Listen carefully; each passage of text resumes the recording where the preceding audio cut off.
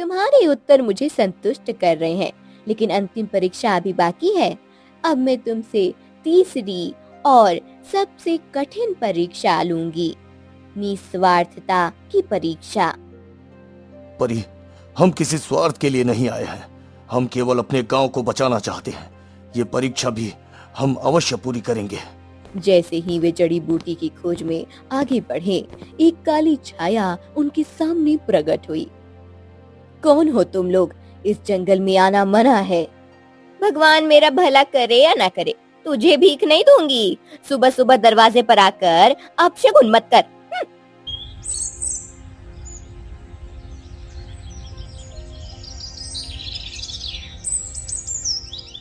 कई साल पहले एक छोटे से गांव में एक अंधी बुढ़िया रहती थी, जिसका नाम हेमलता था। उसका कोई सहारा नहीं था। उसका बेटा और बहू उसे छोड़कर चले गए थे। गांव के लोग उसे ताने मारते थे, लेकिन वह हमेशा भगवान का नाम जपती थी। अरे बुढ़िया, तेरा बेटा और बहू तुझे छोड़कर भाग गए, फिर भी तू भगवान का नाम ले रही है, हाँ? हाँ, भगवान ने तेरी आंखें छीन ली, सहारा छीन लिया, फिर भी तू हर वक्त उनका नाम जपती रहती है। अरे अब तो तुझे भगवान भी नहीं बचा सकते, कोई तेरा हाल पूछने तक नहीं आता। बेटा, भगवान किसी को नहीं छोड़ते। सबका समय आता है। जो दुख देता है उसे भी अपने कर्मों का फल मिलता ही है। अरे तू तो बड़ी ज्ञानी बन रही है। अरे तेरा बेटा तक तुझे पूछने नहीं आया, भगवान क्या आएंगे? हाँ, भगवान क्या आएंगे तुझे पूछने? भगवान हर जगह है बेटा, वह रूप बदल कर आते हैं। जब सबसे ज्यादा जरूरत होती है तब वे जरूर कोई राह निकालते हैं। गांव वाले चले जाते हैं। हेमलता झोपड़ी के अंदर बैठकर खुद से बातें करने लगती है। हे भगवान, मेरे अपने ही मुझे छोड़ गए। इस गांव के लोग ताने मारते हैं, लेकिन मुझे पता है तुम कहीं न कहीं हो। मुझे मेरी आस्था पर भरोसा है।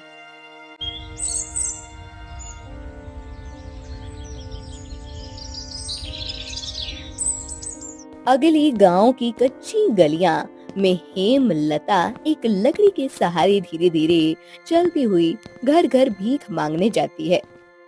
हे भगवान के नेक बंदो, कुछ दान दो, पेट की आग बुझाने को थोड़ा अन्न दे दो। अरे बुढ़िया, हर रोज चली आती है, कोई और काम क्यों नहीं करती? बेटी, मेरी आंखें नहीं हैं, हड्डियां भी कमजोर हैं, काम कैसे करूं? भगवान तेरा भला करे, कुछ दे दे।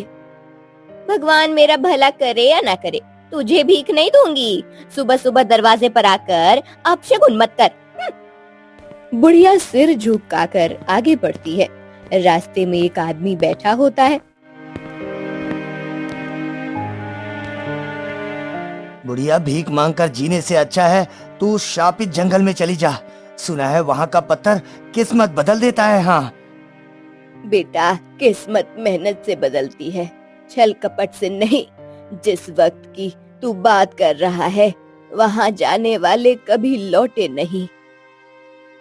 तो क्या तेरी तो वैसे ही जिंदगी खत्म हो गई है। जा, हो सकता है तेरी भी किस्मत चमक जाए। हाँ, किस्मत भगवान के हाथ में है, जंगल के पत्थर के नहीं।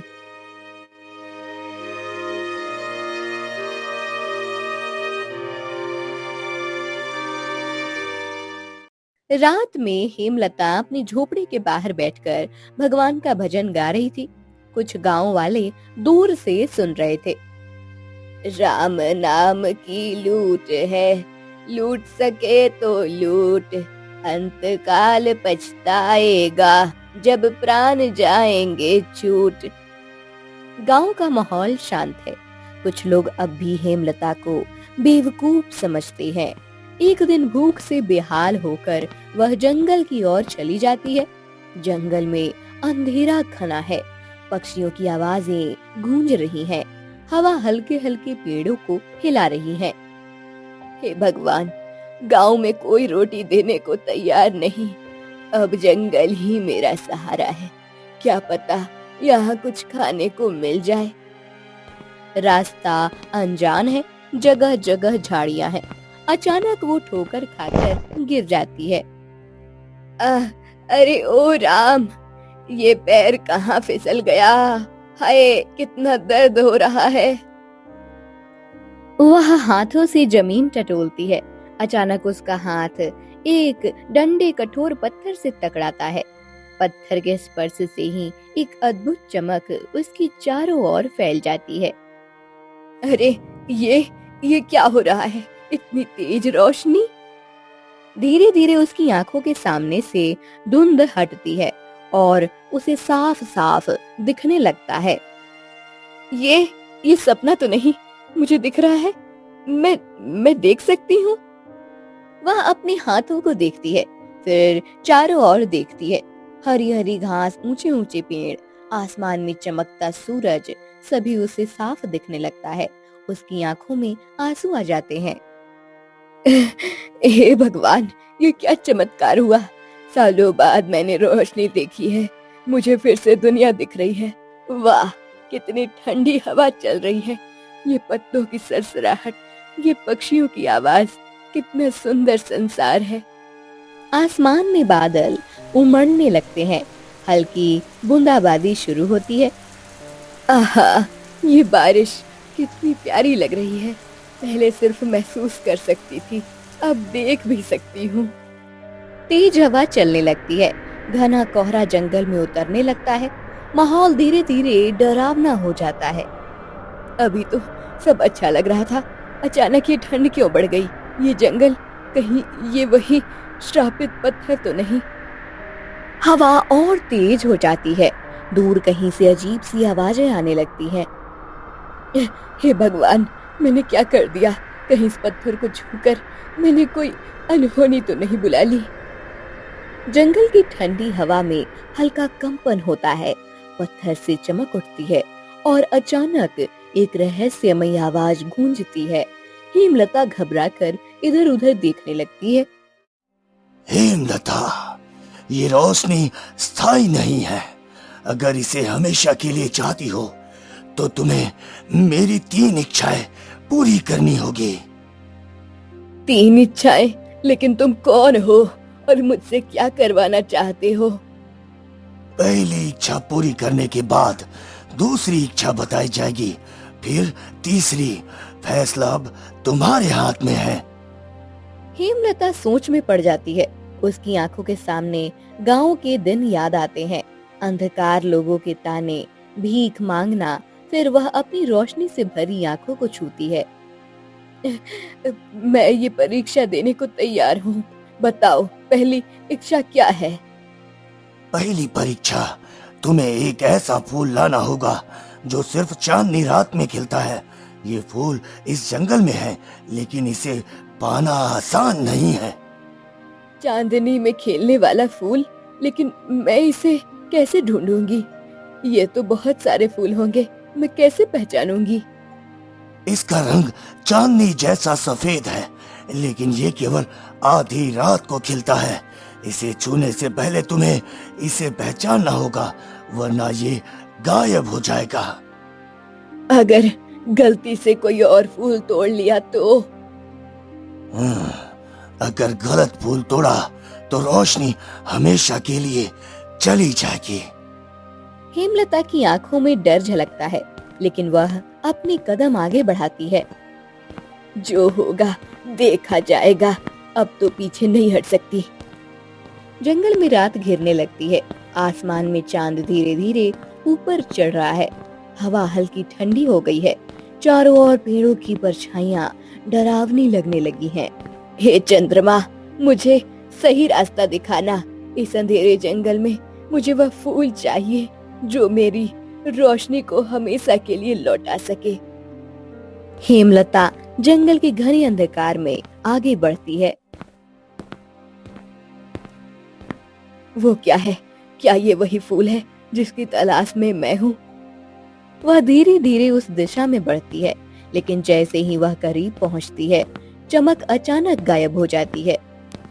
अरे, ये कहाँ चला गया? क्या मेरी आंखों का धोखा था? वो चारों ओर नजर दौड़ाती है। जंगल गहरा होता जा रहा है, लेकिन उसे हार मानना मंजूर नहीं। वो फिर से फूल की तलाश में आगे बढ़ती है। चलते चलते अचानक हेमलता के कानों में एक हल्की कराह सुनाई देती है। वह रुककर ध्यान से सुनती है। आवाज पास की झाड़ियों से आ रही थी। ये कैसी आवाज है? कोई तकलीफ में लग रहा है। देखती है तो उसकी नजर एक घायल हिरन पर पड़ती है। उसका एक पैर लहूलुहान था और वह दर्द से तड़प रहा था। हेमलता आगे बढ़कर उसके पास बैठती है। हिरन सहमा हुआ उसे देखता है, लेकिन भाग नहीं सकता। डरो मत, मैं तुम्हारी मदद करूंगी। वो अपने चारों ओर देखती है और पास की झाड़ियों से औषधीय पत्तियां तोड़ती है। उन्हें हाथों से मसलकर हिरन के घाव पर लगाती है। थोड़ा जलन होगी, लेकिन घबराना मत, जल्दी ही ठीक हो जाओगे। हिरन थोड़ी देर के लिए तड़पता है, लेकिन फिर धीरे धीरे उसका दर्द कम होने लगता है। कुछ ही देर में वह उठकर खड़ा हो जाता है। अपनी घायल टांग को थोड़ा हिलाता है, फिर हेमलता की ओर देखता है। देखा, अब तुम पहले से बेहतर महसूस कर रहे हो, है ना? बुढ़िया माँ, तुम्हारी दया ने मुझे नया जीवन दिया है। मैं इसका ऋण नहीं चुका सकता, लेकिन तुम्हारी मदद जरूर कर सकता हूँ। क्या हुआ? तुम कुछ बताना चाहते हो? हिरन अचानक जंगल के कोने की ओर चलता है।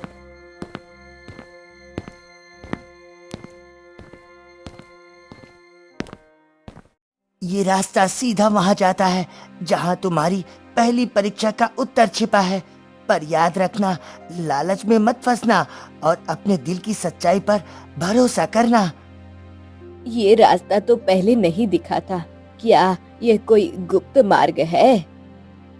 हाँ, ये मार्ग केवल उन लोगों के लिए खुलता है जिनका दिल पवित्र होता है। चलो, देर मत करो, चांदनी ढलने से पहले तुम्हें फूल पाना होगा। हिरन एक बार फिर उसकी ओर देखता है, फिर धीरे धीरे जंगल में गायब हो जाता है। हेमलता कुछ देर सोचती है, फिर गहरी सांस लेकर उस रास्ते पर आगे बढ़ती है। कुछ दूर चलने के बाद अचानक एक खुला स्थान आता है, जहाँ चंद्रमा की रोशनी सीधी पड़ रही थी। यह जगह कितना अद्भुत है। यहाँ का वातावरण अलग ही लग रहा है। जैसे ही उसकी नजर जमीन पर जाती है, सामने एक चमकीला सफेद फूल था जो चंद्रमा की रोशनी में धीरे धीरे खिल रहा था। उसकी पंखुड़ियां मोती की तरह चमक रही थीं। यही है वो फूल जो सिर्फ चांदनी में खिलता है। फूल को ध्यान से देखती है। उसके मन में पत्थर की चेतावनी गूंजती है।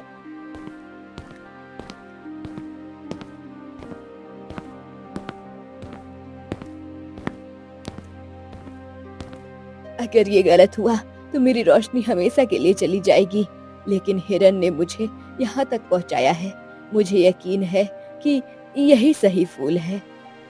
वह अपनी कांपती उंगलियों से धीरे से फूल की पंखुड़ियों को छूती है। फूल से एक हल्की चमक उठती है, लेकिन वह गायब नहीं होता। हेमलता राहत की सांस लेती है और उसे सावधानी से तोड़ लेती है और जल्दी जल्दी उसी रास्ते से वापस लौटती है और पत्थर के पास पहुंचती है।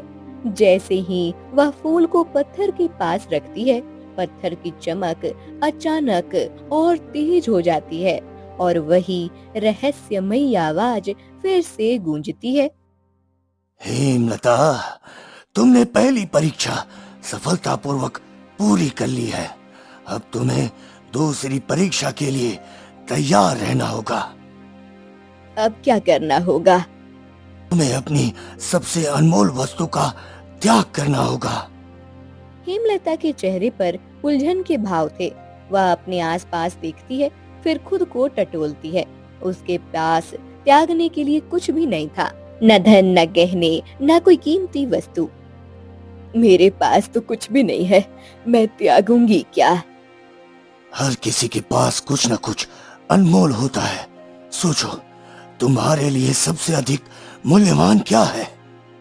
हेमलता कुछ देर सोचती रही, फिर उसकी नजर अपनी पुरानी लकड़ी की छड़ी पर पड़ी। जिसे वह सालों से अपने सहारे के रूप में इस्तेमाल कर रही थी। यह छड़ी मैंने इसे तब से पकड़ा हुआ है जब मेरी आंखों की रोशनी चली गई थी। यही तो मेरी आंखें बनी थी, मेरी ताकत थी।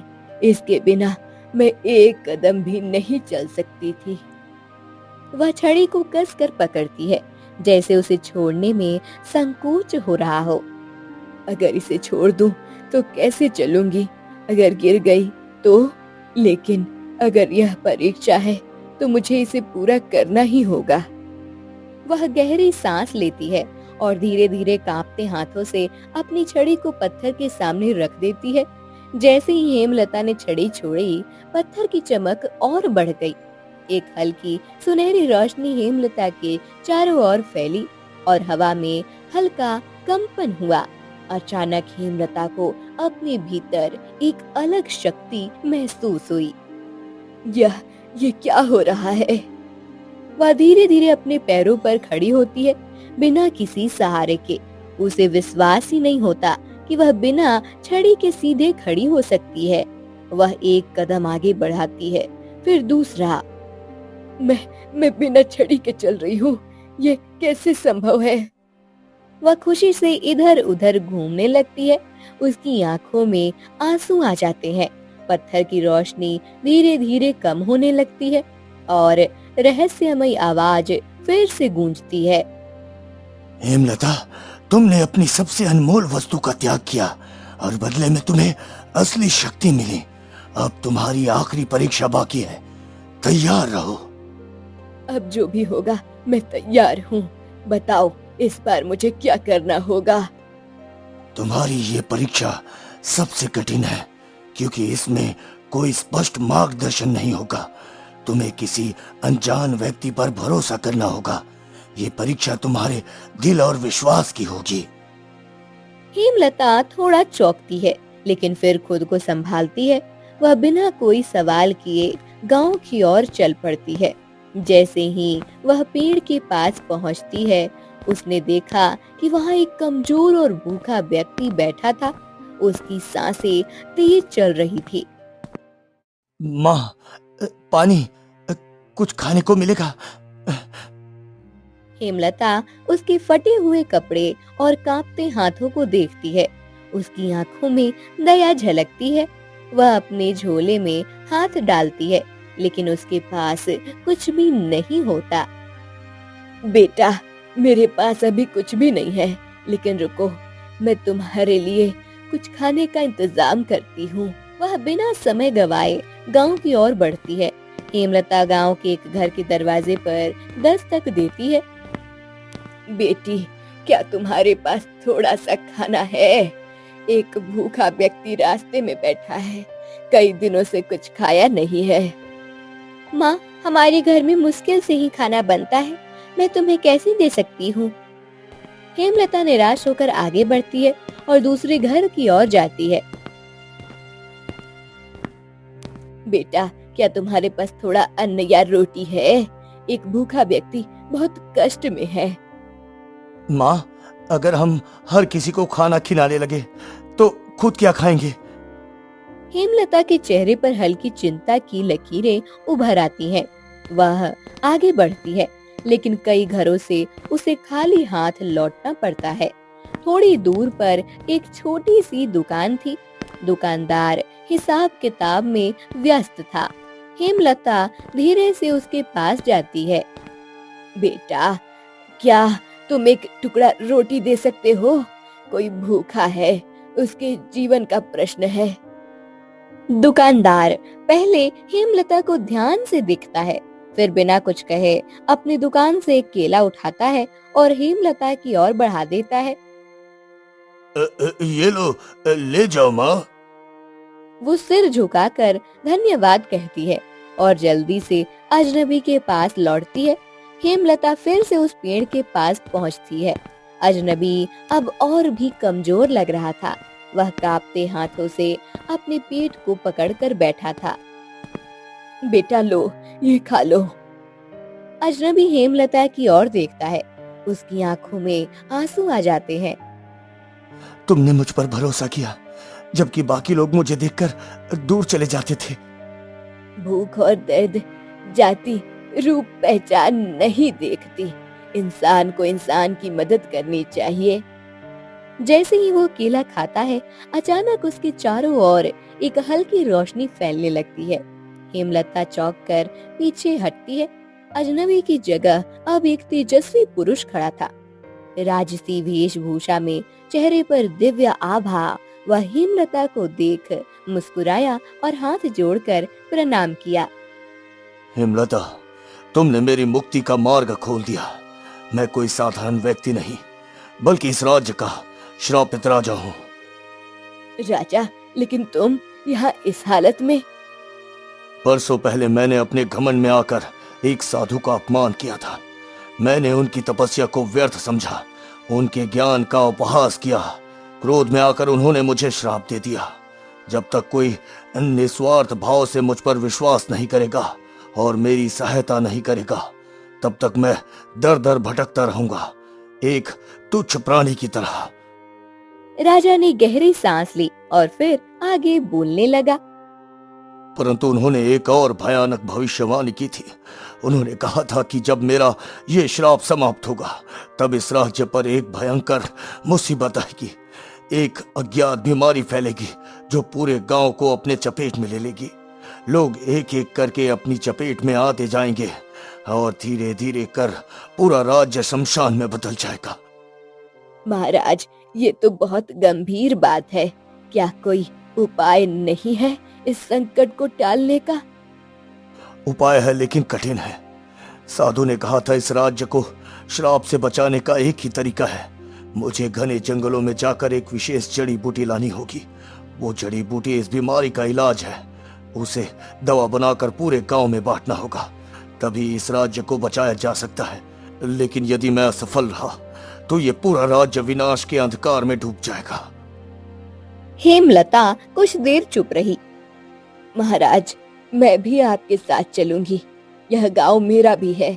मैं इस राज्य की भलाई के लिए कुछ भी कर सकती हूँ। मैं आपको अकेला नहीं जाने दूंगी। हेमलता, तुम्हारी परीक्षा समाप्त हो चुकी है। तुमने अपना कर्म पूरा कर लिया। अब ये मेरी परीक्षा है और इसे मुझे अकेले पूरा करना होगा। नहीं महाराज, अभी तक जो कुछ भी मैंने किया वह अपने लिए किया था, अपने अंधकार को मिटाने के लिए।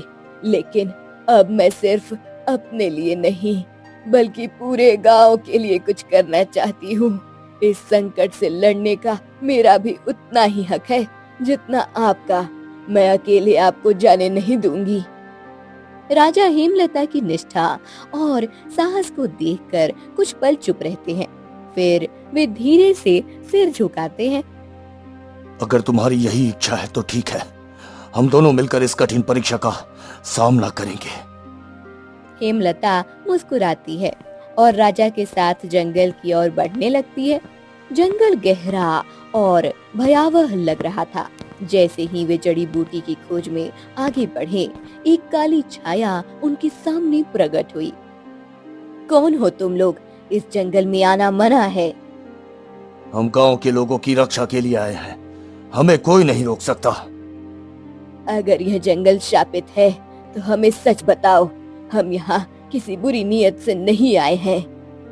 छाया कुछ पल के लिए शांत हो गई, फिर एक धीमी आवाज में बोली, यह जंगल एक श्राप से ग्रस्त है। जड़ी बूटी वहीं मिलेगी जहाँ सबसे घना अंधेरा है, लेकिन वहाँ जाना आसान नहीं होगा। इतना कहकर वह छाया वहाँ से गायब हो जाती है। हेमलता और राजा आगे बढ़े, लेकिन अचानक उनके पैर कीचड़ में धंसने लगे। यह दलदल था जो उन्हें धीरे धीरे अंदर खींच रहा था। हेमलता, हमें जल्दी कुछ करना होगा, नहीं तो हम इसमें फंस जाएंगे।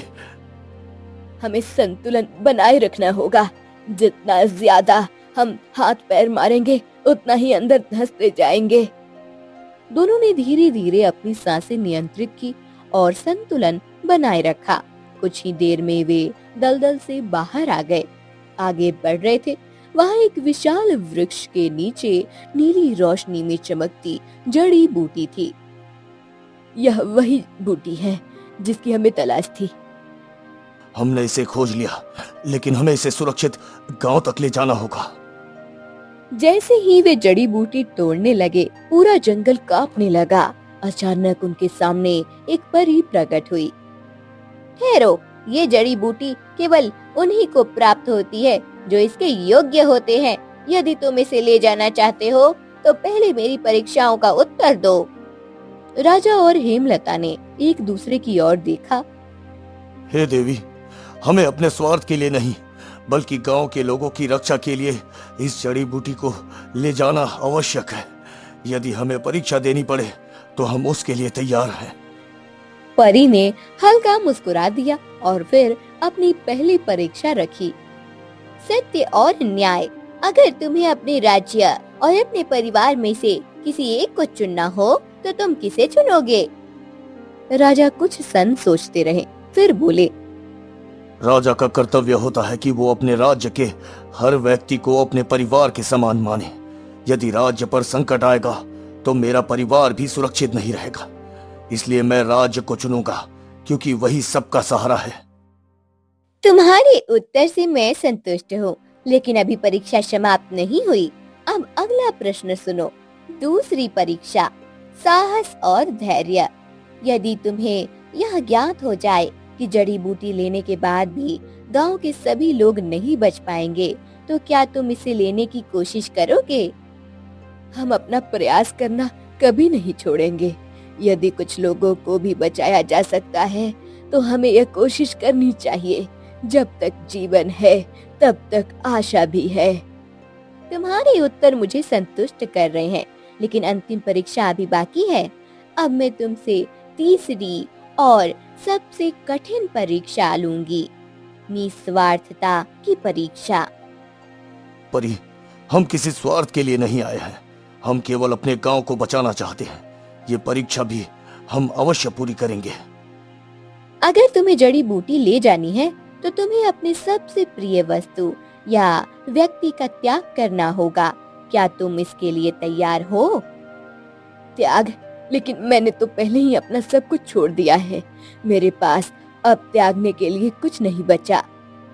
त्याग केवल भौतिक वस्तु का नहीं होता। कभी कभी हमें अपने मन, इच्छाओं और सपनों का भी त्याग करना पड़ता है। सोचो, क्या तुम किसी प्रिय चीज को छोड़ सकती हो? राजा और हेमलता एक दूसरे की ओर देखते हैं। राजा कुछ पल सोचता है, फिर गहरी सांस लेते हुए बोलता है, अगर किसी की त्याग की आवश्यकता है तो मैं अपना राजपाट छोड़ने को तैयार हूँ। मेरे लिए मेरा राज्य महत्वपूर्ण था, लेकिन अब मुझे समझ आ गया है कि एक राजा का कर्तव्य सिर्फ राजगद्दी पर बैठना नहीं, बल्कि अपनी प्रजा के लिए समर्पित होना है। अगर मेरी प्रजा ही नहीं रहेगी तो मेरा राज्य किस काम का? परी उनकी निस्वार्थ भावना देखकर मुस्कुराती है। तुम्हारी निस्वार्थता ने सिद्ध कर दिया कि तुम इस जड़ी बूटी के सच्चे अधिकारी हो। मैं इसे तुम्हें सौंपती हूँ। जैसे ही परी ने अपना हाथ उठाया, जड़ी बूटी नीली रोशनी से जगमगा उठी। महाराज, हमने परीक्षा पास कर ली। अब हमें इसे लेकर गांव लौटना होगा। हाँ हेमलता, अब गांव वालों को बचाने का समय आ गया है। परी आशीर्वाद देकर अदृश्य हो जाती है और राजा वह हेमलता जड़ी बूटी लेकर गांव की ओर बढ़ते हैं। राजा और हेमलता जैसे ही गांव पहुँचे, उन्होंने देखा कि पूरा गांव हाहाकार से भरा हुआ था। लोग इधर उधर भाग रहे थे। बीमार बच्चे अपनी माओ की गोद में बेसुध पड़े थे। बुजुर्ग कराह रहे थे और गांव के कई नौजवान भी इस रहस्यमयी बीमारी की चपेट में आ चुके थे।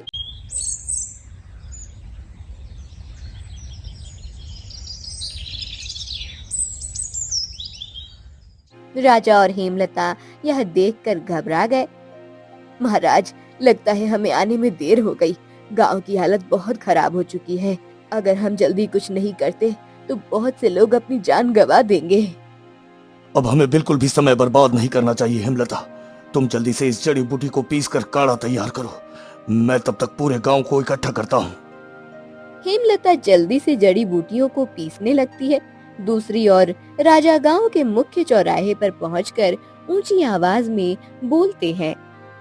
सभी गांव वालों ध्यान दो, ये बीमारी अब और नहीं फैलेगी। हमारे पास इसका इलाज आ चुका है। जल्दी से सभी लोग गांव के चौपाल पर इकट्ठा हो, जल्दी। गांव वाले राजा की आवाज सुनकर चौंक गए। कई लोग जो अभी भी खड़े होने की हालत में थे, वे चौपाल की ओर चल पड़े। कुछ बीमार लोगों को उनके परिवार वाले सहारा देकर वहां लाए, लेकिन सभी के चेहरे पर संदेह था। अचानक भीड़ में से एक वृद्ध व्यक्ति बोल पड़ा। महाराज, आप तो वर्षों पहले इस राज्य से चले गए थे। राजमहल भी अब वीरान पड़ा है, फिर आप यहाँ कैसे आ गए महाराज? गांव वालों की भीड़ में फुसफुसाहट होना शुरू हो गई। कई लोगों के मन में सवाल उठने लगे। हाँ, मैं ही तुम्हारा राजा हूँ। बरसों पहले मैंने एक भूल की थी, जिसके कारण मुझे ये राज्य छोड़ना पड़ा। मैं एक श्राप का शिकार हो गया था और वर्षों तक इस श्राप को तोड़ने के लिए भटकता रहा। लेकिन अब जब मैंने अपनी गलती सुधार ली है, तो मैं अपने लोगों को इस संकट में अकेला नहीं छोड़ सकता। मैं तुम्हारा राजा था, हूँ और हमेशा रहूंगा। राजा के शब्द सुनकर गांव वाले की आंखों में विश्वास झलकने लगा। तभी हेमलता काढ़ा लेकर आई। यह लो, काढ़ा तैयार है, इसे पीते ही सब ठीक हो जाएगा। क्या ये सच में काम करेगा? अगर हमें इस पर विश्वास नहीं होता, तो क्या हम अपनी जान खतरे में डालकर इसे जंगल से लाते? गांव वाले की शंका धीरे धीरे समाप्त होने लगी। सबसे पहले एक बूढ़े व्यक्ति को काढ़ा पिलाया गया। कुछ ही क्षणों में उसका चेहरा सामान्य होने लगा और उसकी खांसी भी बंद हो गई। यह देख गांव वाले दंग रह गए। अब मैं पहले से बेहतर महसूस कर रहा हूँ। यह देखकर गांव वाले में उत्साह आ गया। सभी ने धीरे धीरे काढ़ा पीना शुरू कर दिया और कुछ ही समय में पूरा गांव पहले की तरह स्वस्थ हो गया। हर ओर खुशी की लहर दौड़ गई। बीमारी से ठीक होने के बाद सभी ने राजा और हेमलता की ओर देखा, फिर एक साथ जयकारे लगाने लगे। महाराज की जय, महाराज की जय। राजा और हेमलता मुस्कुराए। राजा ने गांव वालों की ओर देखा। आज मैंने समझ लिया कि एक राजा की असली ताकत उसकी प्रजा के विश्वास और प्रेम में होती है। मैं अब हमेशा अपने लोगों के साथ रहूंगा और उनकी रक्षा करूंगा। गांव वाले जो कभी हेमलता को ताने मारते थे, अब शर्मिंदा थे। कुछ लोग हेमलता के पास आए। हेमलता बहन, हमसे बहुत बड़ी गलती हो गई। हमने तुम्हें कभी समझने की कोशिश नहीं की। जब तुम मदद मांगने आई थी, तो हमने तुम्हें ताने दिए, तुम्हें भला बुरा कहा, लेकिन आज आज आज तुमने ही हमारी जान बचाई। मुझे याद है, जब तुमने हमसे मुट्ठी भर अनाज मांगा था, तो हमने तुम्हें छिड़क दिया था, लेकिन आज तुमने बिना किसी द्वेष के हमारी मदद की। क्या तुम हमें माफ कर सकोगी? माफी की कोई जरूरत नहीं। असली खुशी तो इसमें है कि आज गांव फिर से खुशहाल है। मैं हमेशा से यही चाहती थी। गांव वालों की आंखों में अपराध बोध था। तभी एक बुढ़ा आदमी, जो पहले हेमलता का मजाक उड़ाया करता था, आगे आया। हेमलता, मैंने भी तुम्हारा बहुत अपमान किया था, लेकिन अब मैं अपनी गलती समझ चुका हूँ। अब हम सब तुम्हारी सेवा करेंगे, सेवा। हेमलता बहन, अब हम सब मिलकर तुम्हारा घर बनाएंगे और हम वचन देते हैं कि अब से तुम्हें किसी चीज की कमी नहीं होने देंगे। गांव के लोग हेमलता के आगे झुक गए।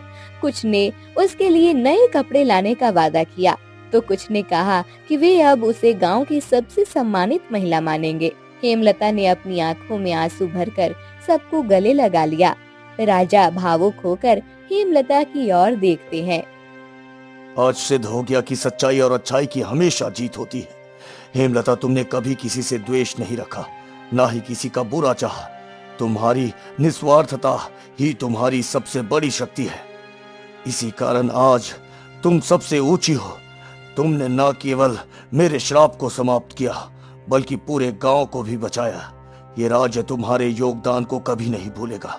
इसलिए मैं तुम्हें अपार धन संपत्ति से सम्मानित करता हूँ। अब तुम्हें कभी किसी के सामने हाथ फैलाने की जरूरत नहीं पड़ेगी।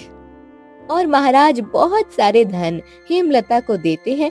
वह राजा के सामने सिर झुकाकर बोलती है, महाराज, मैंने ये सब किसी इनाम के लिए नहीं किया। मेरा उद्देश्य केवल गांव वालों की भलाई था। ये धन मेरे लिए कोई मायने नहीं रखता। वो आगे बढ़कर अपने पास आए धन को जरूरतमंदों में बांटना शुरू कर देती है। लोग जो पहले उसे ताने मारते थे, अब उसके चरण स्पर्श कर रहे थे। हेमलता, आज तुमने हमें सिखा दिया कि सच्ची महानता क्या होती है। हाँ,